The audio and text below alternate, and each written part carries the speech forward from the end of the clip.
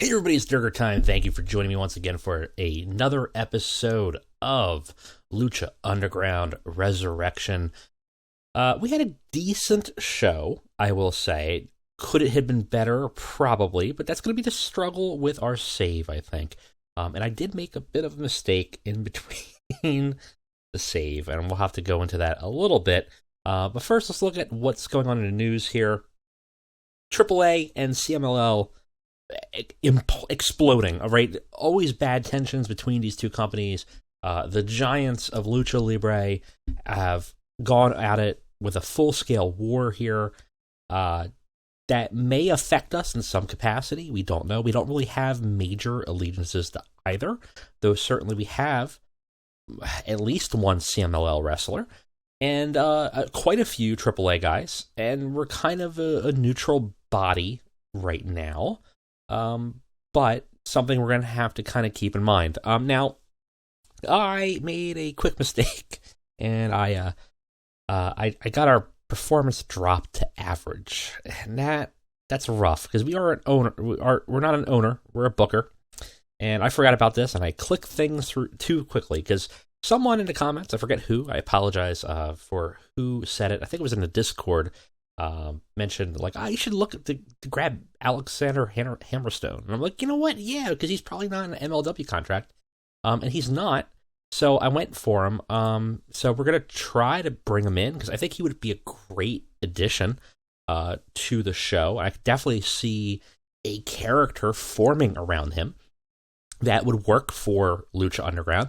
But the big but here is that it broke one of our owner's goals. And I thought it was just a minor importance thing. And I was like, it's fine. It's actually an average importance. So Conan's a little pissed off at us right now because we cannot hire any wrestlers class as having a powerhouse style or MMA crossover style. So, sorry all you Jake Hager fans, but I'm not going to be able to bring him in to reprise his role. But that also means some of the powerhouse style characters I can't either. Kind of a stupid rule, but he's the boss. Conan has his opinions. Now, that put us in a bad standing. Not a horrible standing, but it did ding us. So something we're going to have to deal with a little bit is maybe managing that. I don't think it's going to be a big issue for us, and I think we'll recover, but certainly it was a brutal reminder that we're not in charge, right? So that's fine, though. We'll be fine because we're going to be put on shows that are going to be generally above our minimum quality here, which is pretty low. Our last event was 46, so actually not too bad at all. Unfortunately, some of those wrestlers, again, weren't doing great, but we kind of expect that because of the fact that a lot of the popularity just isn't there. So hopefully we can work around that, but it is what it is, right? So with that said, let's go ahead and let's get on to the next show. Okay, we're back. We are ready for our show. Some crazy news going on in the world here. Stephanie McMahon, Triple H divorced. Looks like, I guess not that crazy going on other than that. But we do also have some extensions here going on in the world that we have to kind of be mindful of because there might be some that affect us here. GCW's got to deal with Paul London. Again, GCW does not have a national television presence, so we're fine if we want to hire somebody. Paul London used to be in Lucha Underground. Right now, I don't have immediate plans to bring him in, but always an option, certainly. We have a ton of stuff going on. A whole bunch of people from AAA just got released that are on our contract. So that is interesting. I wonder, we don't have exclusive contracts with them. So I don't know what happened. I don't know what the drama was that everybody just got kind of bopped off here. But interesting. Interesting that it happened. It might be related to this war going on. But it seems like Triple A is kind of, I don't know. I don't know what's happening. I don't know what's going on over there. We also got Alexander Hammerstone in. Needs a name. So if you guys got a good name for him, I think we'll debut him at some point. But right now, maybe not in the immediate. I mean, he might just be Hammerstone. That's a pretty good Lucha Underground name. But if you got a cool gimmick for him, let me know in the comments. Let me know on the Discord. There's a link in the description. If you're not part of Discord, we had a ton of people join after the last episode. So I'm going to actually make probably a specific Lucha Underground chat to talk as like a writer's room. So if you're interested in talking specifically about this save that we're running right now with your ideas and gimmicks and stuff like that, we'll put it in there. I'm going to be looking at it and seeing what I like and seeing if there's something that aligns with sort of my immediate vision. And, I might incorporate it into the save. So feel free to do that. Anyways, let's get to the show. All right. So that's some absent workers. Just Rocky Romero, who got injured at some point in between saves. So that is not great. Not necessarily a person we had a major storyline. Oh my God, he's out for a year. I didn't look at what it was, but I was expecting maybe just like a concussion or something. So Rocky is probably gonna have to go. Is available as managing work, I think. No, he's not even available for other work. He's unavailable for booking completely. We could offer a surgery. It's high risk. It might not work. Essentially, Rocky's not going to be part of Lucha Underground. So an unfortunate, fortunate effect here that has happened. Not a person I necessarily had a huge he wasn't like a cornerstone of this season, but certainly was somebody I was planning on having on the show and doing some fun things with. So that's a bit of a bummer, but we'll deal with it. It's not a huge deal. Okay. We have some backstage incidents. Medina and D'Lo Brown have something. Hopefully just the protege work, because I believe Gino is D'Lo's protege. No, it's not. Gino is brought before wrestler's court, accused of not joining the wrestler locker room for a night out. The Judge D'Lo Brown. Man, that would be a great spin-off show. Found him guilty and sentenced him to buy drinks for everyone after the show. And so had a small positive effect, not a big deal. We don't have to worry about open forums yet, but I would not be shocked if we'll have some personalities that are upset with us not being booked on a show very shortly. So for now, we will continue what we were trying to do, and we will bring in Ace Romero here with who are we trying to buddy him up with? I can't remember who we were buddying him up with now. I'm looking now. Fuego. We were trying to go with Fuego. That's right. Kind of could be an interesting tag team. So it's extremely unlikely to have anything achieved here. But oh hey whoa, extremely unlikely. My ass. Unless I said extremely likely. No, extremely unlikely. I can read. We now have a strong friendship. That is super cool. That's going to be a positive for the locker room. And hopefully, with a story I have planned, maybe that will be beneficial for us. So, very cool. Pretty nice kind of beginning there. We are going to be at the temple once again. How many people were we going to have here? Should probably take a look at that real quick.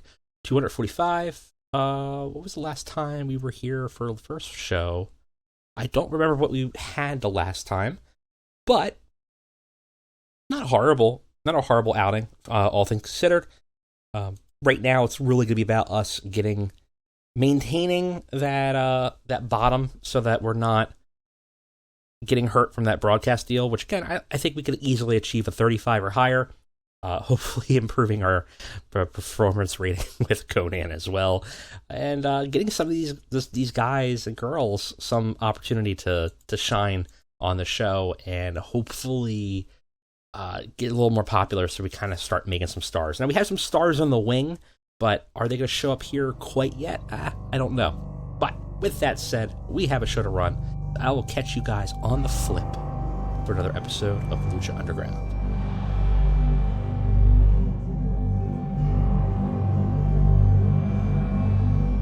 All right, believers, we are back for our second episode of Lucha Underground Resurrection.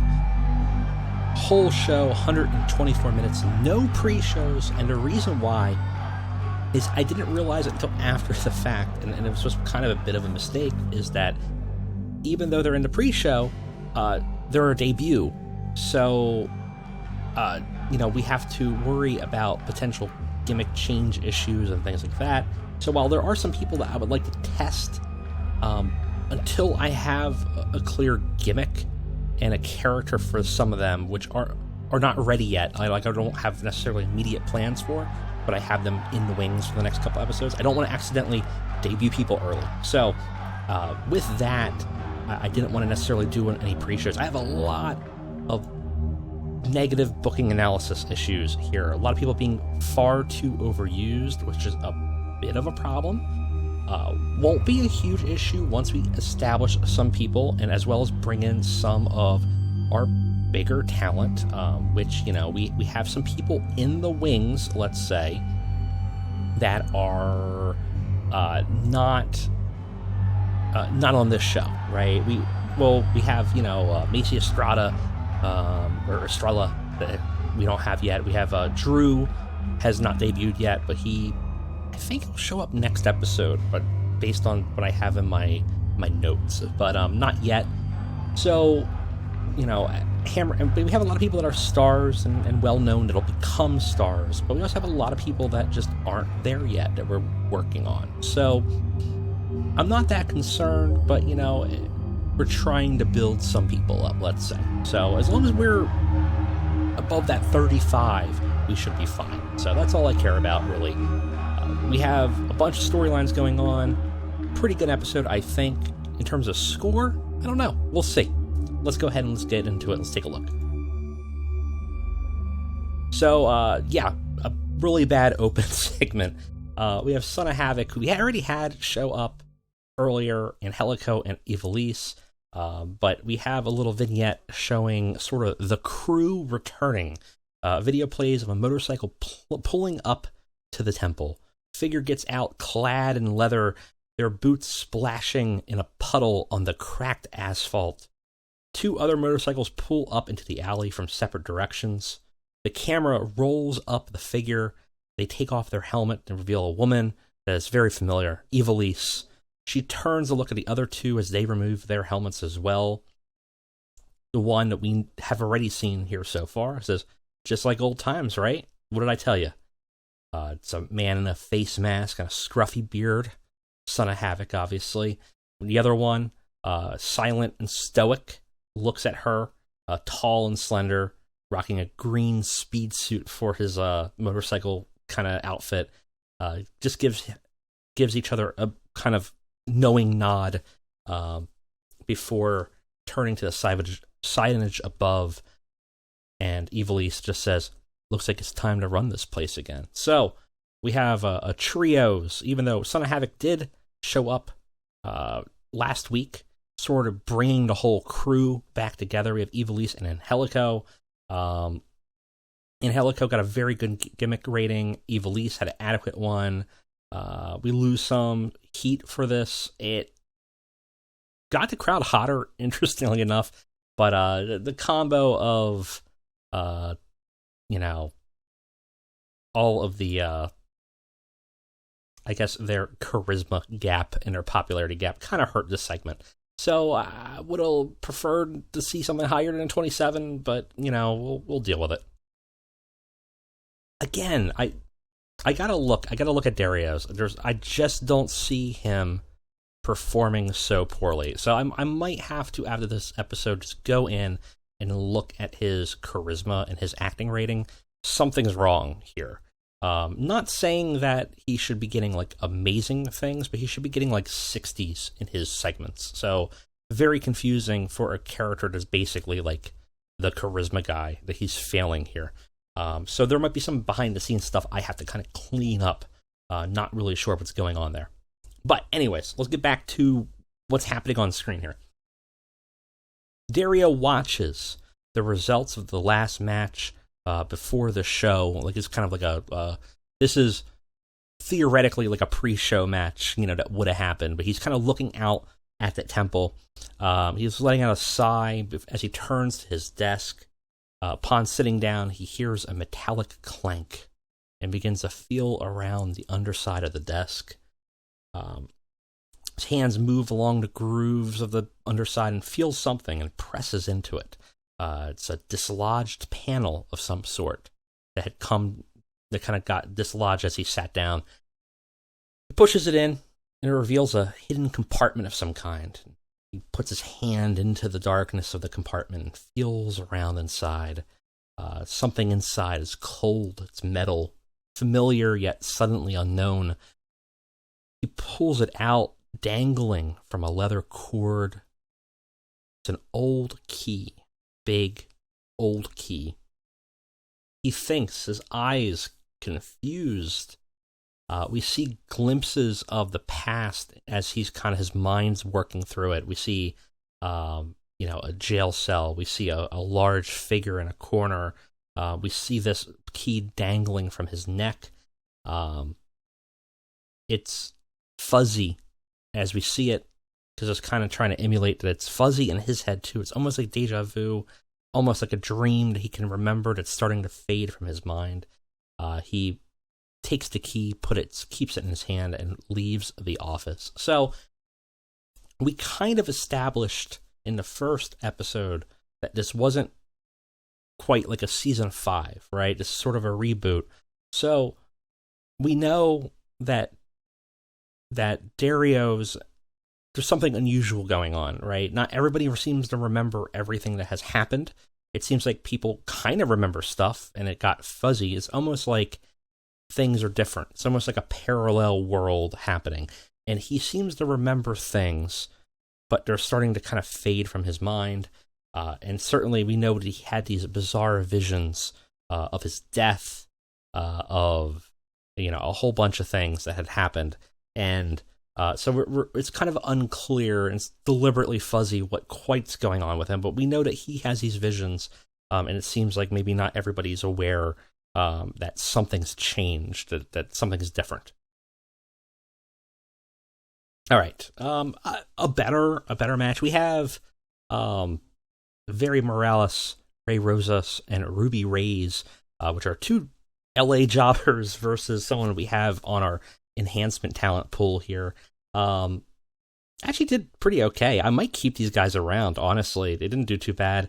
I believe we called them the did they not have a name? I thought we put a name for them, but I guess we didn't as a stable. I think it was like the Boyle Heights crew or something. Just kind of like some chuckleheads that they pulled out of the street to have a match with. Sons and Daughter of Havoc have a match here. Does not have much heat. Decent wrestling, though. Angelico had a 50. Son of Havoc had a 51. Evil East had a 49. And then, respectively, like, our jobbers did pretty okay here. So, not bad. Did lose heat again for this storyline. Pretty vocal crowd was not thrilled about seeing Ray Rosas. And the match was poorly placed because the crowd was already hot. Because despite that intro being god-awful, apparently the crowd sucked it up. They were really excited about seeing the crew back together. So, kind of weird, kind of interesting. Afterwards, we have a segment where Jack Evans is watching from the corner, staring down Havoc. They had a bit of a tussle last time when they showed up, and obviously Evil East is looking annoyed at this and kind of drags Havoc away. Seems like at least these two have a issue that is going to have to be resolved at some point. This segment does really poorly, mostly because Son of Havoc failed to follow a script properly. His dialogue was a mess. He didn't talk. I think he was scheduled for Charisma. So we'll have to remember to just keep everybody default scripted because we don't want a penalty like that. Not a great not a great showing from Matt Cross here. All right, a much better segment. We have Katrina and Dario Cueto. We are now following Dario again as he enters the basement of the temple. It's a dark, damp place. It's got a darker secret, obviously. This is not just a boiler room or storage area or cellar. This is like a dungeon. It's lined with prison cells that are old metal bars that look more like cages for beasts than men. He walks to the third one down the line and peers inside. All there is just darkness in a corner. He's expecting to see something rise from the darkness and waits there for a bit.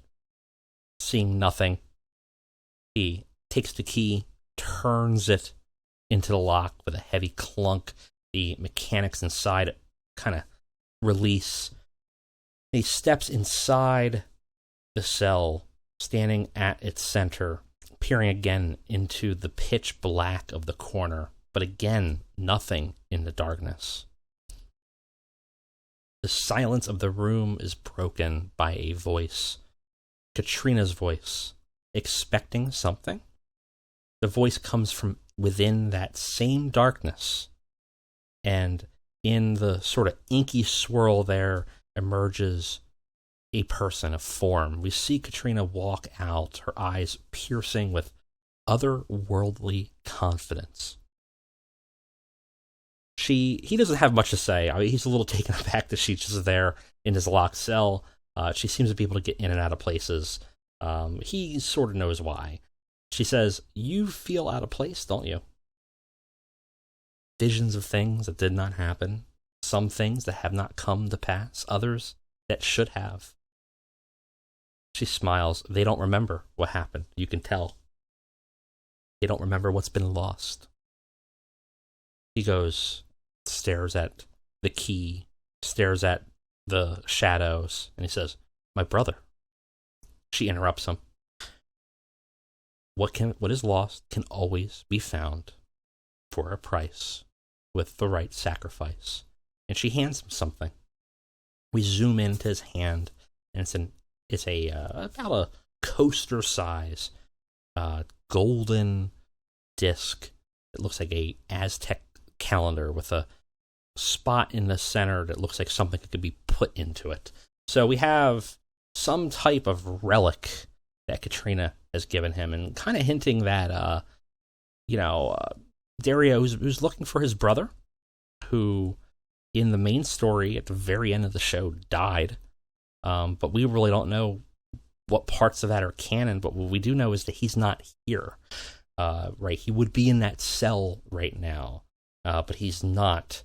But Katrina seems to be indicating that for the right price, for maybe a sacrifice, maybe to give something, some kind of tithing, somehow this calendar perhaps can help give him what he wants. So we have sort of a MacGuffin here of this Aztec calendar with a power. So Dario here doing superb working without a script. So apparently he's okay here. Katrina helping boost this up to a 40. Really feel like Dario should be doing better here. So I definitely have to look at that.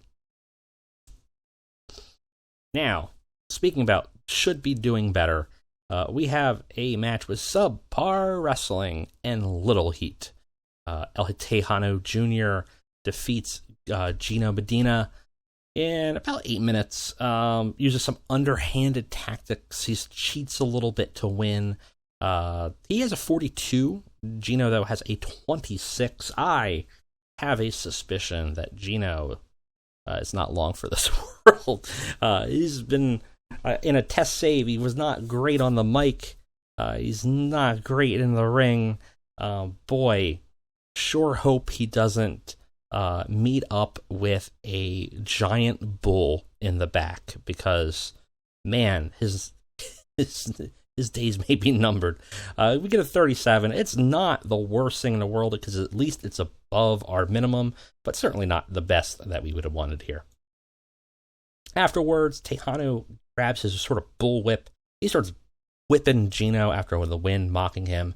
DeMac, who was in Tejano's first match, kind of comes out to stop him because he's a good guy, and the two of them end up coming to heads after a stare down and a brawl that has to be broken up.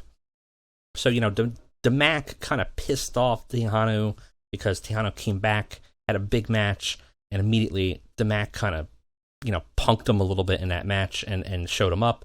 Tejano was looking to maybe relieve that stress off of a far inferior opponent, but DeMac kind of came out to sort of be the locker room leader and keep the bad guys from assaulting the good guys sort of situation. So now the two of them obviously got problems. So we're going to have to deal with that. We lost heat for a storyline, unfortunately, and it's about 35. Doesn't do great. So that is certainly unfortunate there. But still, we're building that up, and hopefully that goes somewhere that we can build some heat on this and get a good match. After that, we have a backstage segment. AJ Pride is back there with the Prowl, and she's really focusing on Felina, talking to her. It's clear that Felina's got a bit of the jitters. She seems to be the newest member of the group. The rest of them are much more confident with each other, and AJ's kind of dressing her down a little bit. It's kind of rude, actually. She's almost mocking her, as she's almost like kind of putting her through her paces. Maybe she doesn't believe she's cut out for the group. She says, "You have a test out there tonight. It's a little trial run. Some chump out there wants to take the food off of our table. Probably looks down on you, too. Probably thinks he's going to be able to go easy on a little girl. Tonight, you're going to make him pay. You're going to leave him with a reminder that anybody that leaves the ring with the Prowl doesn't leave with everything they came in with." So, AJ does great here. Felina does fine. We got a 42, so I can't complain about that segment. We have ultimately a really good charismatic manager. So fortunate that AJ is retired. We're going to try to maybe get her in the ring, but right now that doesn't seem to be the case. But perhaps we can sway her in. But for now, I think being a manager of the stable is going to be perfect for us. And we have a little bit of story beat here for Felina building up. And Felina goes into a match with Fuego del Sol and defeats Fuego. This match is pretty good. Felina, though, really a poor showing. I didn't expect a 23.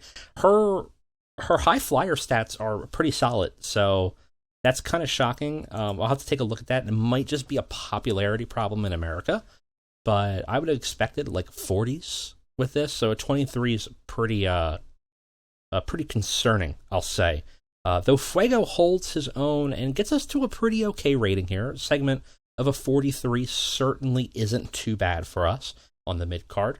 Felina defeats Fuego, 15 minutes by pinfall. They have great chemistry, so that's really cool to see, and benefits from having a groundswell of support, obviously, with Fuego, the guy who keeps on losing. But Felina has a good match Felina gets a good match. I'm not going to say she had a good match, but it was not an abysmal rating. Anytime we're green, I'm more than happy, so I can't complain too much. It's going to be weird if Fuego becomes like our top baby face, but I'm here for it. Fuego is bested, and we see AJ pass something along in a bag to Felina, and then watches on like a teacher studying a student for a test, making sure she doesn't cheat. She's looking almost to see how she reacts to things. So Fuego, Flamita doesn't know how to react as she's looking into the bag. It's clear that Fuego was not the guy AJ said he was backstage. She kind of expected this person that was gonna, you know, be rude, be crude, maybe be a misogynist, but he was an honorable fighter. He never felt like he was trying to go easy on her or underestimate her. He got bested fair and square. Never played any dirty tactics. And you could tell that she's a little hesitant to follow out Pride's orders, which is to take a piece of that flesh. And we see that because she puts on from the bag a set of metal claws, all 5 of them on her fingers, little kind of not a Freddy Krueger hand, but, you know, little cat claw kind of thing of nasty little metal fingers. She looks at him, kind of extends those fingers, and then curls them back in to her hand. Instead, grabs his wrist and helps him up, and then lifts his hand up as a sign of respect. Fuego kind of gives a knowing nod to her as a worthy competitor, and she walks backstage, right past AJ, who doesn't even try to stop her, just has this cold, disappointed stare that she's blaring into her. It's so cold you could give someone frostbite with it. So tensions in the prow with the new recruit who maybe isn't willing to do what needs to be done for the crew. We will have to see how that plays out. But gets a 33 for this segment. Unfortunately, Felina does not do well following the script. And despite Fuego having that groundswell, doesn't quite do us much here. And AJ also, I would have thought, would have boosted this a bit. So a 33 is very shocking for the segment, but concerning, let's say. All right, Conan and Prince Puma 2 helps us out here a bit. We have a video vignette playing. It's in Boyle's Heights. It's at Conan's training facility. The video, we could see in the video his newest recruit dispatching multiple students in a skirmish in the ring. He's got excellent form, high flyer, spinning, able to juke and dodge every blow, and not a single hit dealt to him. Conan sits and watches from a corner, fingers tapping on the top of his ornate walking cane. He kind of taps it to the ground, go right, and he stands up and goes, "Enough. It's time. You're ready." He motions him to walk with him to his office, which is the manager's office of his chop turned impromptu dojo.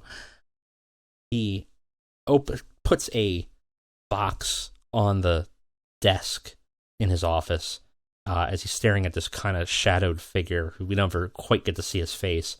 And he says, "This belonged to my first protege. Like you, he had the gift of the gods, true Aztec blood of the warrior flowing through his veins. The top of that mountain has everything you've ever wanted, but it comes at a great cost. And the first cost, for your safety, for your families, is your identity." And he opens it up and reveals a leper-spotted mask that says, "Are you ready?" The man takes the mask and puts it on, and we get a close-up as Conan now dubs him Prince Puma. So we have Prince Puma 2. We have our new debut, another Aztec warrior. So we have that going here. We don't know what happened to his original protege.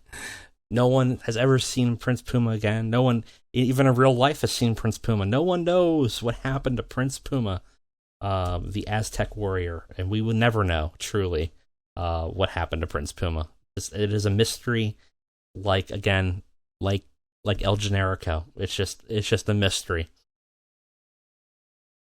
Oh man, all these charisma segments are just bombing for us.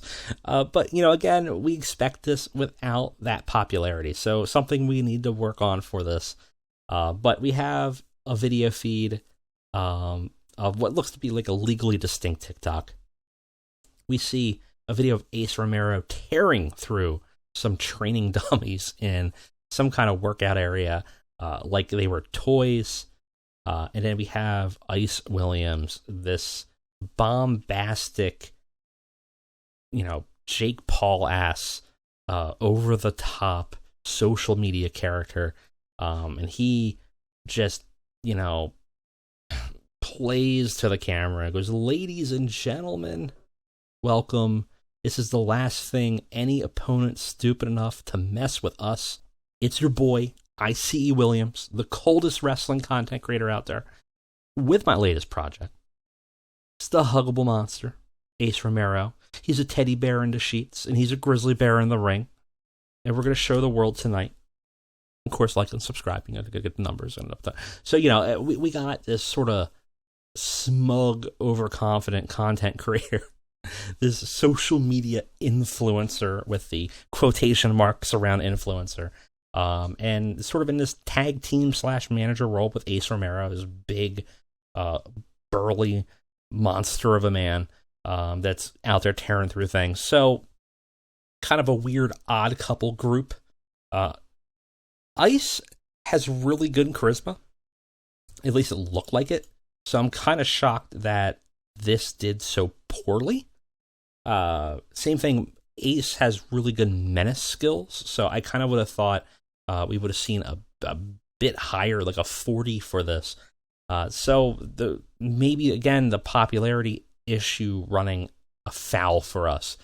Something we're going to have to deal with and live through as we kind of build up this crew. The good news is that, not everybody can live in Lucha Underground, so if things don't work, they might get bounced out over time.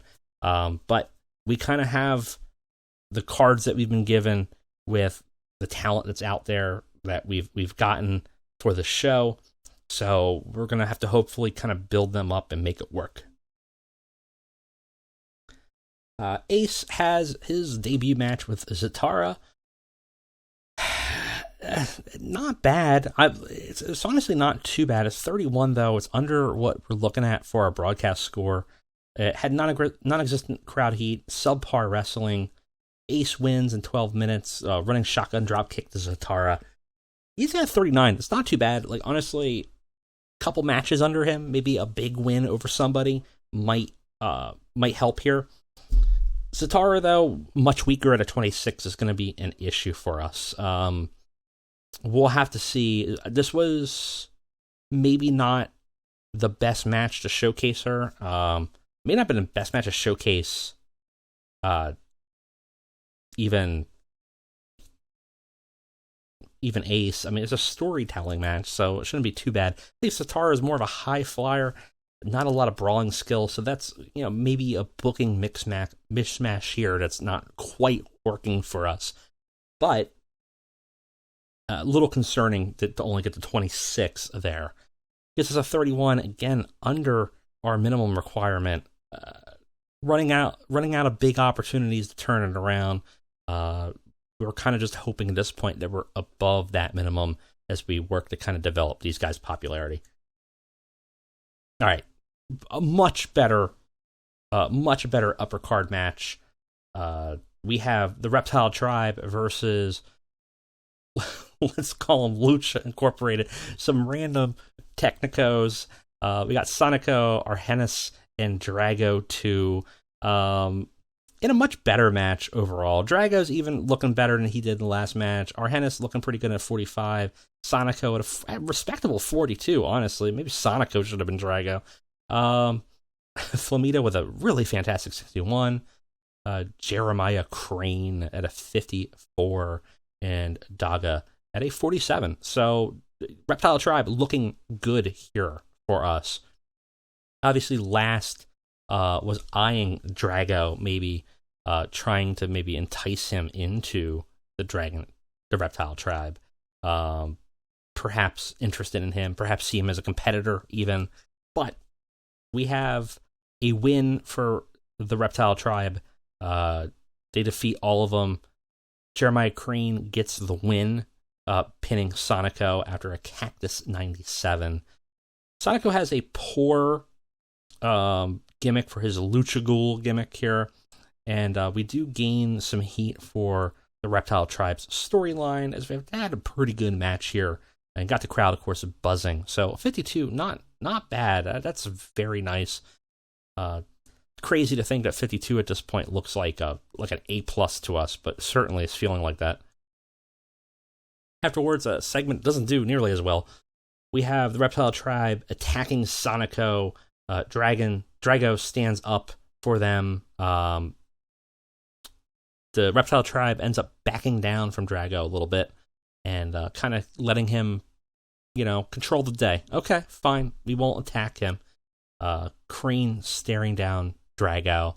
Obviously, something slowly brewing with Drago and Crane here, as well as the other members of the Reptile Tribe, who just looking out to seek the attack, just punish people, beat people up, right? Survival of the fittest. They've already made their claim. They're taking over. The reptiles are back. So they're going to make sure everybody that dares step in the ring with them knows not to ever again. It's a 30. Not great, let's say. All right, a really good main event. I'm really happy about that. We have for Lucha Underground title, Mil Muertes versus Prince Puma 2. Prince Puma 2, fantastic at a 51. Mil Muertes is aging. Ricky Banderas is like 47 now, so he likewise his in-ring performance is about the same, but still very respectable number, looking really good for us. In this match, Mil Muertes defeats Prince Puma 2. We forgot to fix the Conan thing, but we'll have to deal with that at a different day. Mil Muertes defeats Prince Puma 2 by pinfall after Katrina interfered. So Prince Puma 2 was looking good out there, but unfortunately Mil Muertes does defeat Prince Puma and thus becomes the new Lucha Underground champion. This got the crowd buzzing, and Mil Muertes obviously and Katrina have great chemistry, and overall not much else to say other than a fantastic match. Probably saved the show, quite frankly. Afterwards, we have actually a pretty decent angle to kind of sum up what the hell happened at that last bits of the match. Mil Muertes was looking very dominant through most of the match. He's winning completely most of it. Prince Puma kind of having to hang on, despite a good showing from Prince Puma 2. He was put in work, but every time Prince Puma got some offense in, Mil Muertes was able to just kind of stop it immediately. Total powerhouse. Things started to shift, though. They began to falter slowly as the match went on. Mil Muertes was starting to seem to lose strength, get slower, get weaker. Things started to turn in Puma's favor. But as that happened, an action outside stopped Puma in his tracks.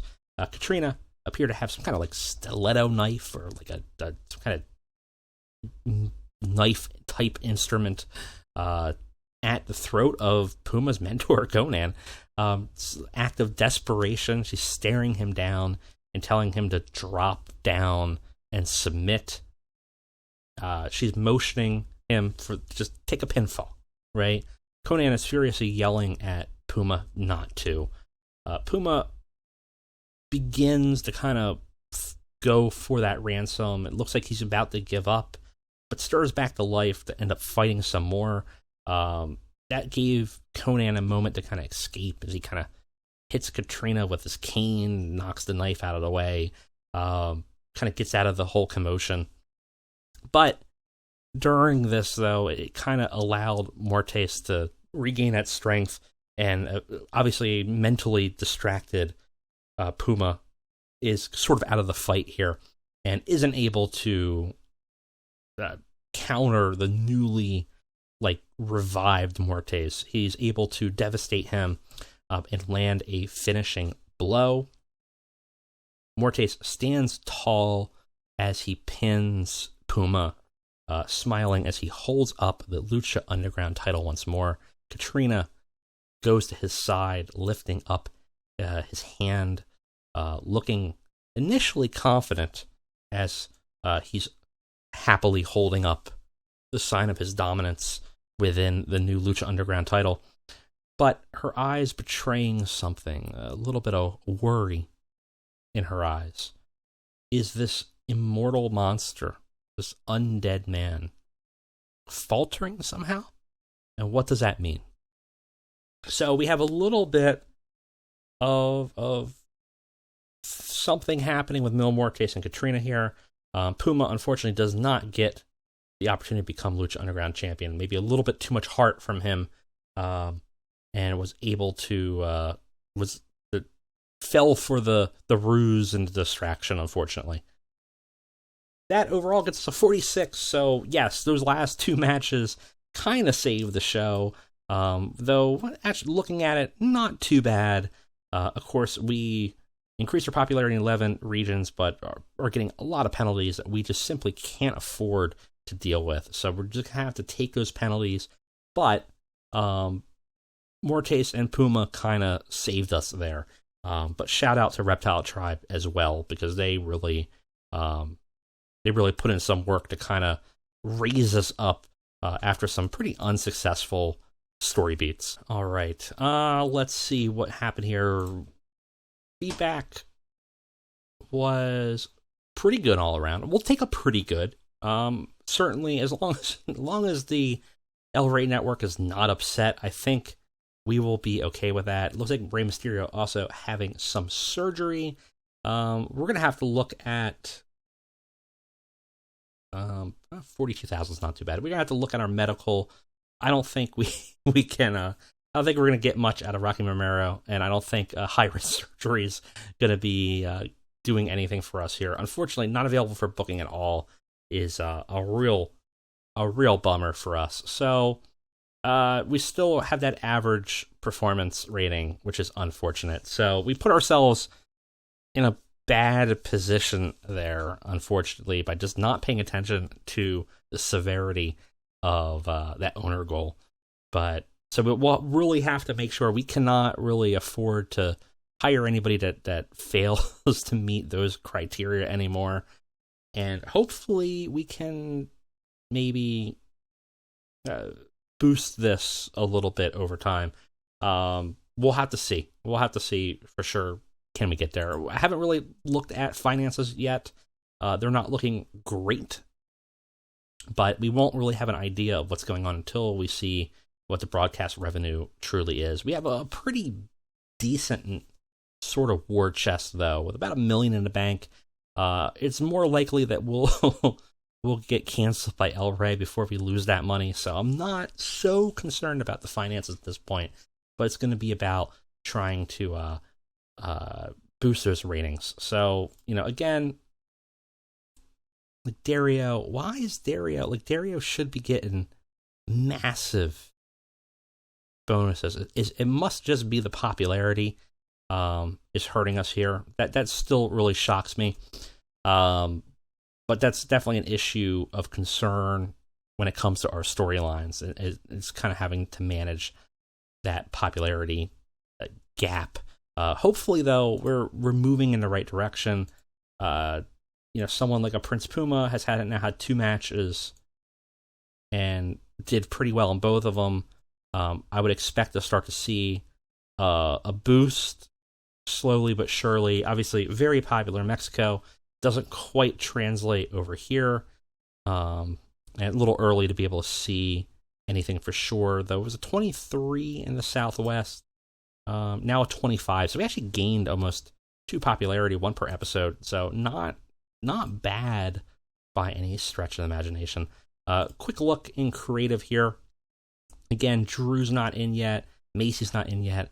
I think Drew will be showing up probably in the next episode. I would imagine we're going to need to, because I wouldn't be shocked if he's going to be upset about not being on the show very shortly. So we're going to have to make that happen.